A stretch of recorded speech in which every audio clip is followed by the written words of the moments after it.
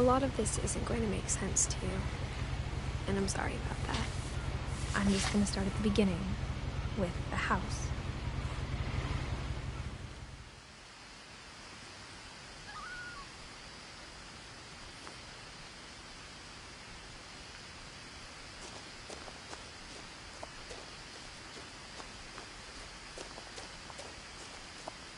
I lived here until I was 11, but I wasn't allowed inside half the rooms.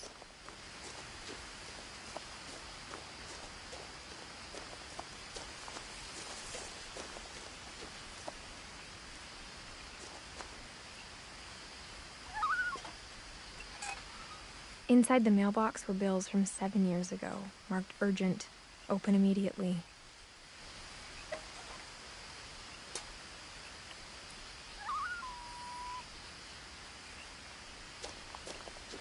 I hadn't been back since my brother Lewis's funeral.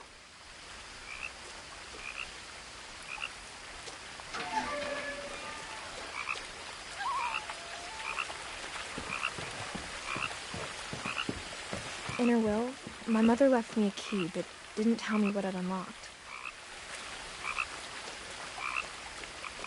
Maybe she thought I'd know, or she thought that the mystery would be enough to bring me back.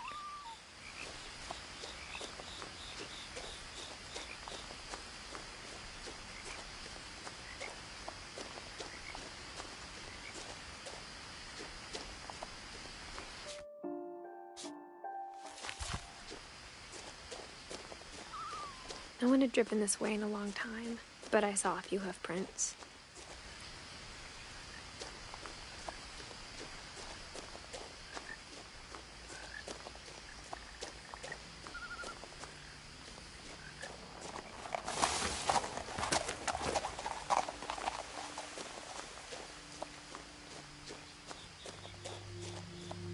The truth is, even after I inherited the house, I never thought I'd come back to it. But now I had questions about my family that only the house knew the answers to.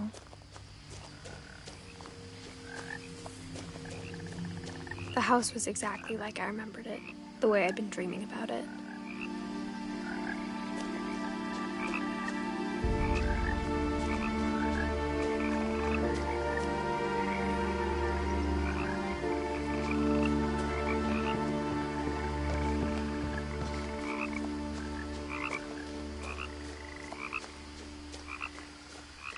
As a child, the house made me uncomfortable in a way I couldn't put into words.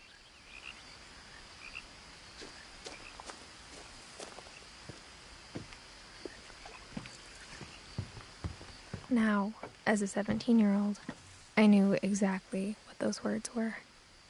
I was afraid of the house.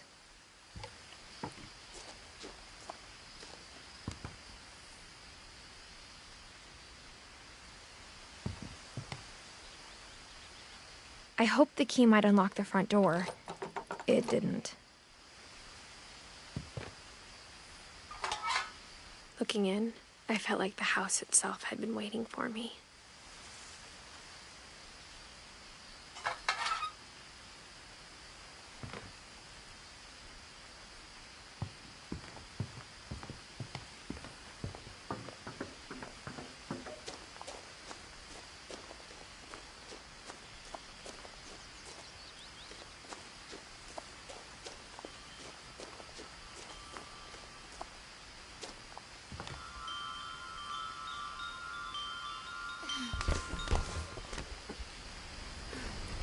Crawling through the doggy door used to be a lot easier when I was 11.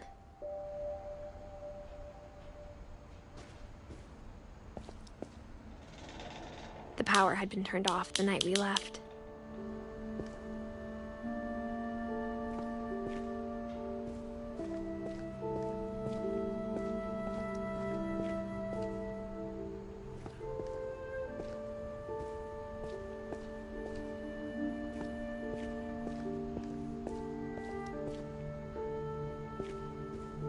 For the first time in years, I felt like I was home.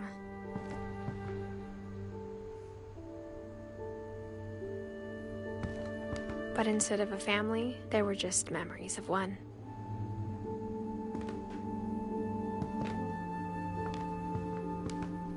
Like how only one restaurant would deliver to our house, so we had Chinese a lot.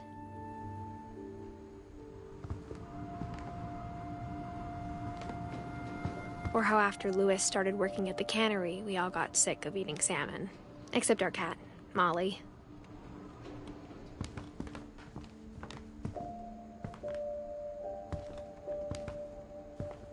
Nothing in the house looked abnormal. There was just too much of it, like a smile with too many teeth.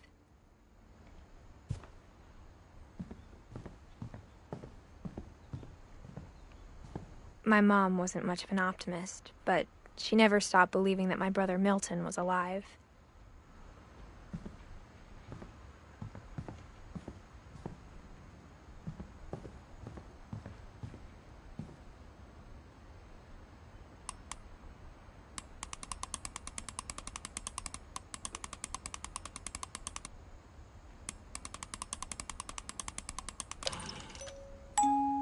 Great-Grandpa Sven built a music box for Barbara, along with the rest of the house.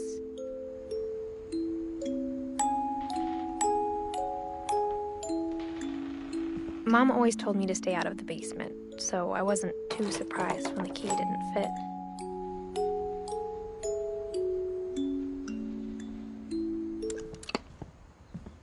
Even the fireplace had a story. Edie told me the bricks came from the original house, after it sank.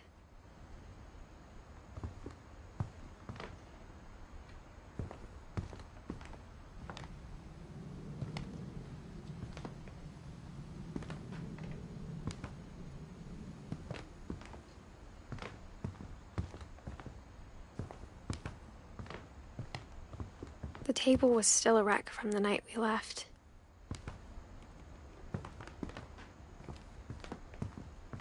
My mom was the only one of us who could imagine Great-Grandma Edie living in a nursing home. It was like a bomb had gone off, killing everyone but sparing the furniture.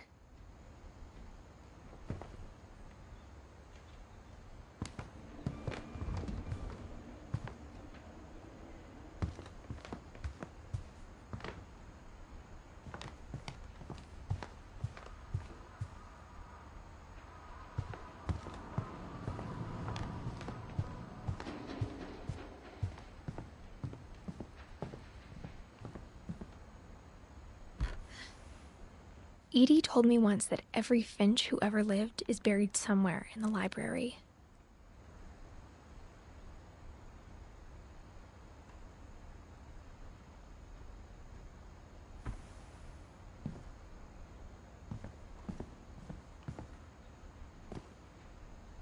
After Milton disappeared, Mom sealed up all the bedrooms. Then Edie retaliated and drilled peepholes.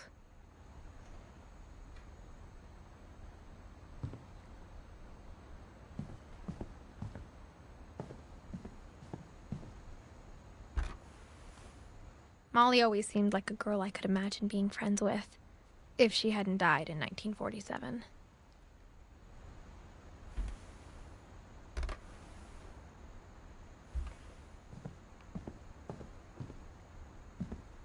I spent a lot of time playing in Great Uncle Walter's room. I think my mom sometimes regretted not sealing it up.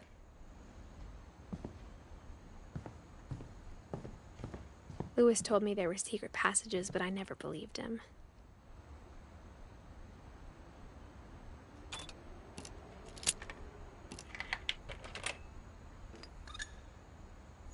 Turns out, my mom was really good at keeping secrets.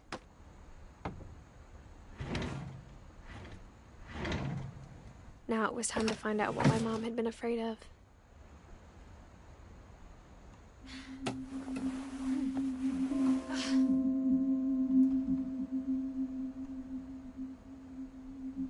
From the paintings on the wall, it was clear my brother Milton had been here before me. Reading this, maybe it sounds like I had a plan.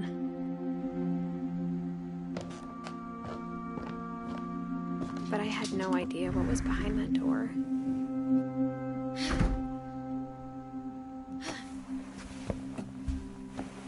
Just like I had no idea where all this was gonna lead.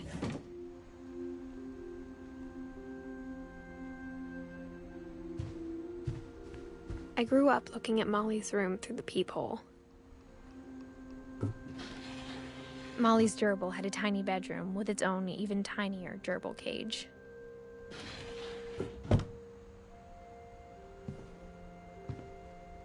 Being inside for the first time, I felt like I'd stepped behind a painting.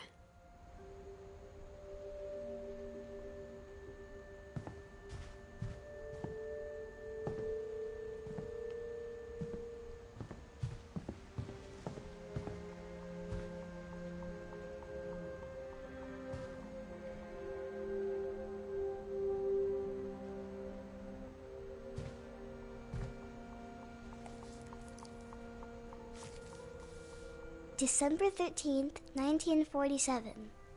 Dear Diary, I'll be gone soon, but I wanted to tell somebody about what's gonna happen. It started when Mom sent me to bed without dinner. I woke up and I was starving, so I looked around for something to eat.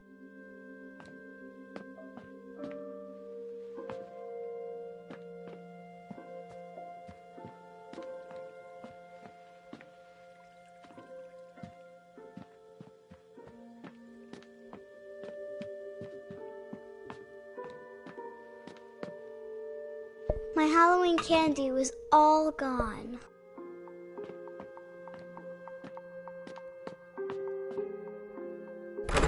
Mom, can I come out now? Sweetheart, it's late.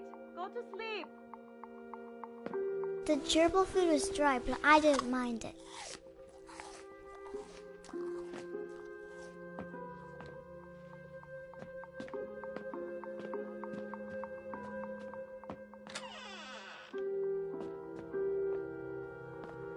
I kept eating and eating.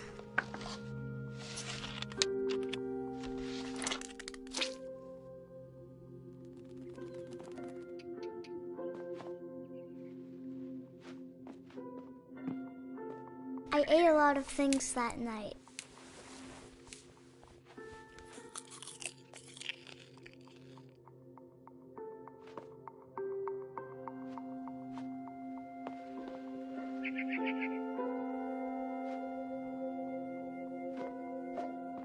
Then I heard chirping outside my window.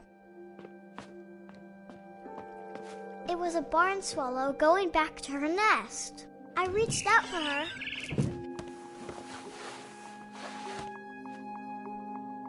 And suddenly, I was a cat.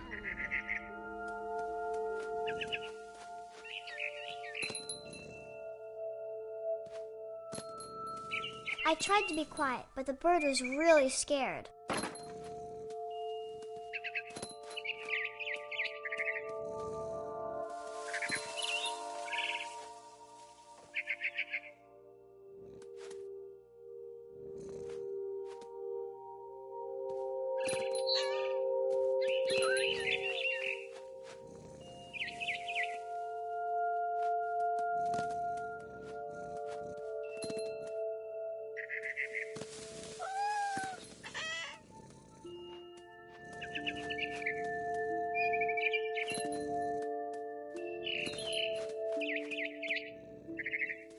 I jumped and I almost got her.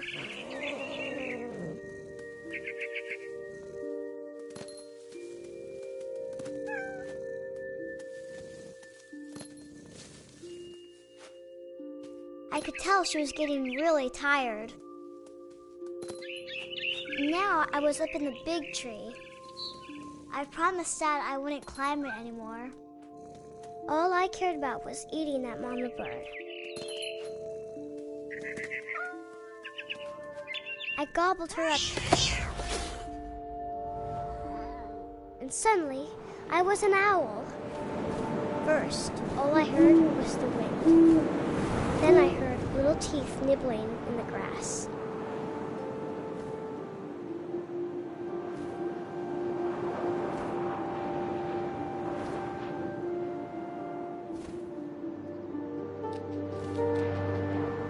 Rabbits.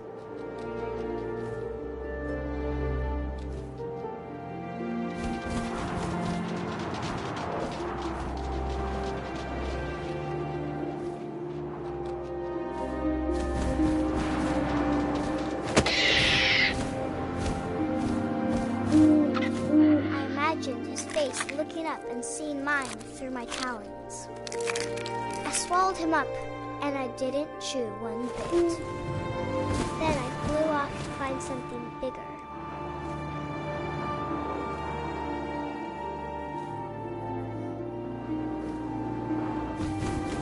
A mama rabbit.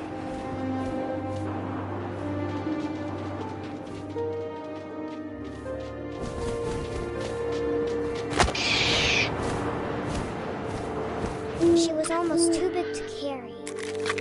I started choking, but I couldn't stop eating. And suddenly, I was a shark.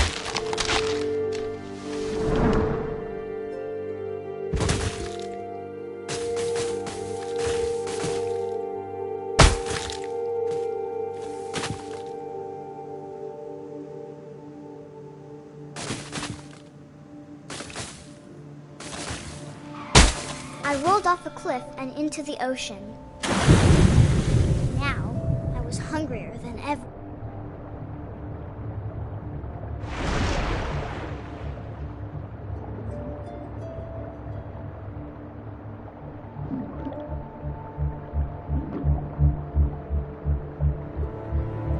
I wanted fat, juicy seals.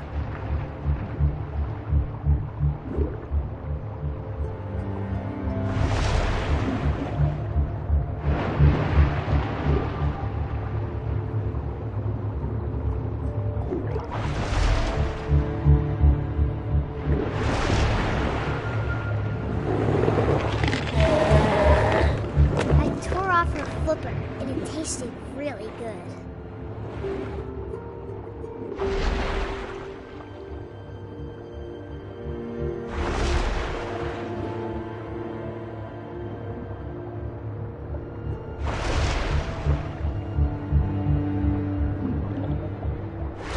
Grabbed on tight. When I was so hungry, I jumped out of the water. When I opened my eyes, everything had changed.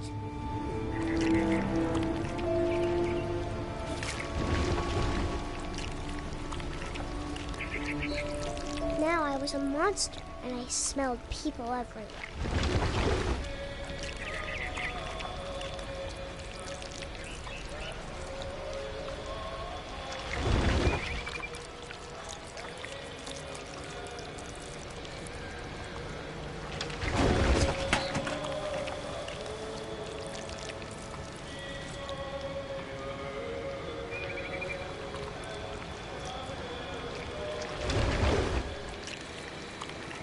I was big, but I moved real quiet.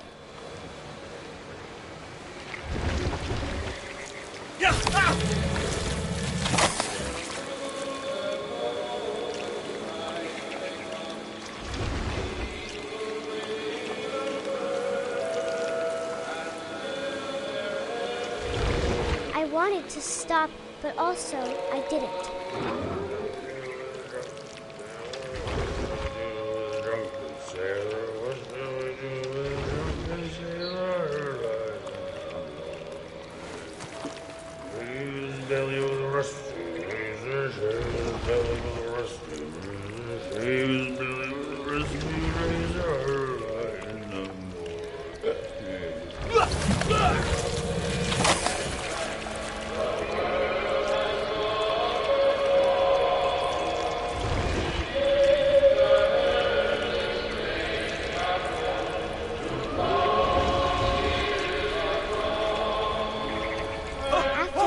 Passenger, I was still hungry. Across the water, I smelled a banana, something I had to have, so I swam towards it.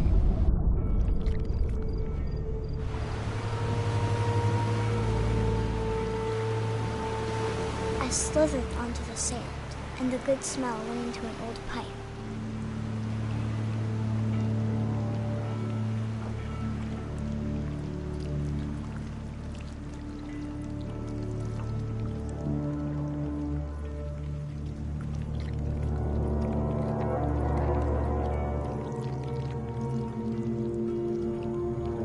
I got closer and closer.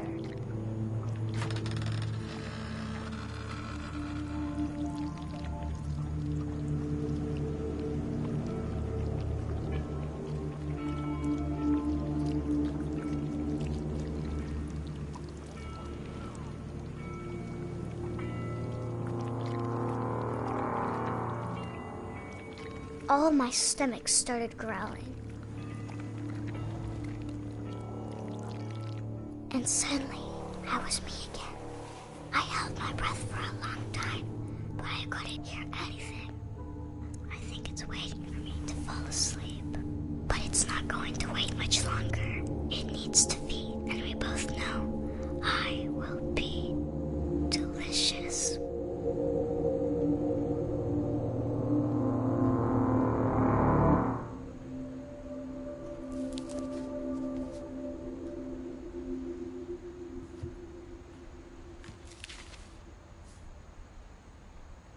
I'm not sure if I believed all of that, but I'm sure Edie would have.